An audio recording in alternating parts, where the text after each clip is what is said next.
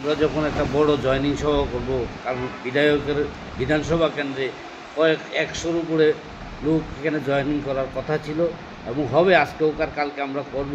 কিন্তু এইটাকে আটকানোর জন্য ওরা একবার আমরা পঞ্চায়েতে গেলাম পারমিশন দরখাস্ত দেওয়ার জন্য, ওরা বললো ব্যাংকের কি নাকি কর্মসূচি আছে। ঠিক আছে, ব্যাংকের কর্মসূচি অফিস টাইমের পরে আমরা করব। কোন জায়গাটা আপনারা চেয়েছিলেন? আমরা পঞ্চায়েত মাঠে চেয়েছিলাম, মোকাম মঞ্চ যেটা তৈরি আছে সেটাতে।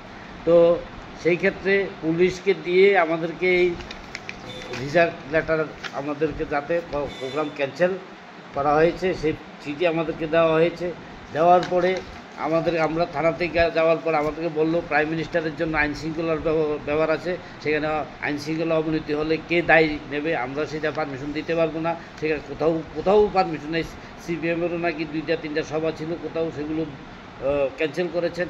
কিন্তু বিধায়ক আমাদের গ্রামে কখনো রাজনৈতিক মামলা হয়নি, উচ্ছৃঙ্খলতা হয়নি। আমরা সামাজিকতাভাবে আড়ালিয়া গ্রামের মানুষ বসবাস করি।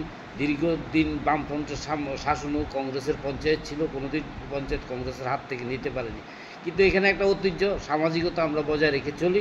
সেই আড়ালিয়া গ্রামকে দূষিত করার জন্য, কলঙ্কিত করার জন্য সেই বক্সনগর থেকে গাড়ি করে মহিলাদেরকে এনে 4-5 গাড়ি মহিলা বক্সনগর থেকে এনে এখানে চেয়ার বসিয়ে সেখানে মাইক লাগিয়ে প্রকাশ্য সমাবেশে বক্তব্য রেখেছেন এবং নানান বক্তব্য আমাদের নাম নিয়ে কটাক্ষ করেছেন, নাম নেওয়ারই বক্তব্য রেখেছেন। এটা আমরা নিন্দা করি এবং আড়ালিয়া যে সুস্থ পরিবেশ সেটাকে অশান্ত করার জন্য আপনারা যে জায়গাটাতে প্রোগ্রাম করবেন বলেছিলেন সেই জায়গায় কি উনি সেই জায়গাতে ওরা সাজিয়ে মাজিয়ে সেই কোন দল বিজেপি ভারতীয় জনতা পার্টির বিধায়ক নিজে থেকে ওই স্টেজটাকে প্রধানমন্ত্রীর ছবি দিয়ে এবং কাপড় দিয়ে ঢেকে ওখানে মঞ্চ তৈরি করে ফেলেছে যাতে আমরা ওইখানে প্রোগ্রাম না করতে পারি। কিন্তু আমাদের যখন প্রশাসন আমাদের এটা ক্যান্সেল করেছে, আমরা তো আর সেখানে যাব না, করব না, আমাদের সিদ্ধান্ত। কিন্তু আমরা এখন এসডিওর সঙ্গে ডেপুটেশন দিয়েছি, প্রতিনিধি দল জেলা কংগ্রেসের নেতৃত্বে, সভাপতির নেতৃত্বে। আমাদের দাবি হয়েছে, আমরা বলেছি যেহেতু কিছুদিন আগে আমরা মাইনরিটি ডিপার্টমেন্টের একটা মিছিল করেছিলাম কিছুদিন পূর্বে, সেইখানে দেখা গেল আমরা মাইকের পারমিশন নেইনি, মিছিলের পারমিশন ছিল।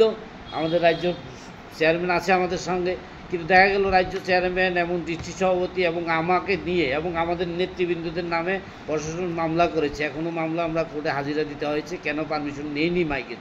কিন্তু আজকে একজন জনপ্রতিনিধি আইনের রক্ষক হয়ে সে কি করে পারমিশন ছাড়া সেখানে মাইক লাগিয়ে বক্তব্য রাখে এবং সভা করে, যেখানে স্পর্শকতা ঘোষণা করা হলো যে স্পর্শকতা বলে আমাদেরকে পারমিশন দেওয়া হলো না, সেইখানে একটা আইনের লোক জনপ্রতিনিধি সে কেমনে সরকারি আইন ভঙ্গ করে, পুলিশের নিষেধাজ্ঞা থাকা সত্ত্বেও কী করে সে সভা করে, তার বিরুদ্ধে মামলা করার জন্য আমরা আবেদন রেখেছি।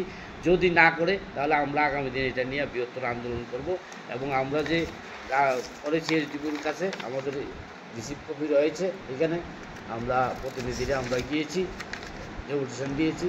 তো আমরা আগামী দিন আইনের পক্ষে যাব, প্রয়োজনে আন্দোলন করব।